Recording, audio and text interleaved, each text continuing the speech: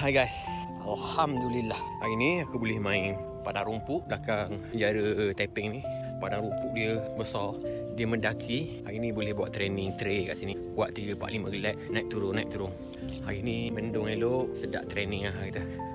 Aku nak kongsi dengan korang satu cerita. Dulu dekat sini, Taiping ni, aku ada seorang kawan perempuan gemuk sangat. Berat dia lebih kurang 90 kg lah macam tu. So dia suka lari seorang-seorang. Aku tengok hari-hari dia lari, aku ajak lah dia join aku punya grup kecil. Grup kecil aku lebih kurang dalam 6 orang ke 7 orang. Tu pun kadang-kadang ada 7 orang, kadang-kadang 3 orang, 4 orang je. Aku tarik dia masuk grup kecil aku ni untuk training, untuk dia kurus lah.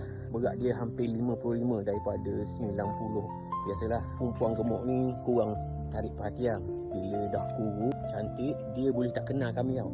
Masa dia lari dulu, hampir-hampir dia dah nak pingsan, kami lah yang ada support dia ni, bagi katakan semangat untuk dia terus berlari so kurus. Bila dia kurus, dia tak kenal kami. Lagipun sekarang dia dah join grup-grup elit, grup-grup runner-runner yang ada nama. So dia tak berapa nak pandang lah kami. Bukan tak berapa nak pandang, memang tak pandang kami. Itulah hakikatnya. Kau berjaya kuruskan badan, tapi kau lupa siapa yang ada waktu kau tak ada apa-apa dulu. Kau lupa kawan-kawan kau yang bagi kata-kata semangat.